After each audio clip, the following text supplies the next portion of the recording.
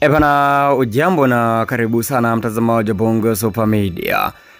Tumerejea tena hewani mara baada ya mtandao kurejea, na sisi tumerejea kama kawaida. Lakini kwa wale watu ambao hawajapata taarifa ni kwamba hivi sasa tayari Rais wa Jamhuri ya Muungano wa Tanzania Dr. Samia Suluhu Hassan ametangazwa kuwa Rais wa Jamhuri ya Muungano wa Tanzania. Hiyo ni taarifa ambayo nawapatia kama bado hujapata taarifa hiyo.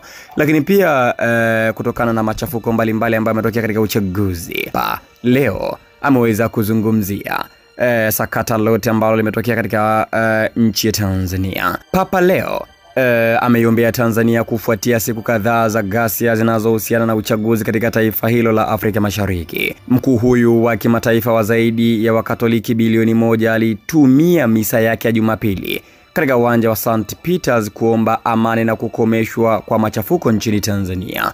Na nukuu maneno ambayo ameyazungumza pasta. Na nukuu, tuiombee pia Tanzania ambako mapigano ya hivi karibuni yamezuka na kuacha wahanga wengi. Ninawasihi kila mtu aepuke aina zozote za vurugu na kufuata njia ya mazungumzo. Mwisho kunukuu. Haya ni maneno ambayo ameyazungumza Papa Leo. Papa Leo alisema katika mahubiri yake kwa maelfu ya mahujaji huko alipokuwa akifanya misa yake. Hivyo basi, hiyo ni taarifa ambayo ameitoa Papa Leo. Ukisikiliza maneno hayo ambayo ameyasema Papa Leo ni kwamba watu ni kama amewasihi waache machafuko, wakae chini wazungumze na waweze kukubaliana kuliko vurugu ambazo zinaendelea, ambapo baadhi ya watu wamefariki na baadhi ya watu wamejeruhiwa.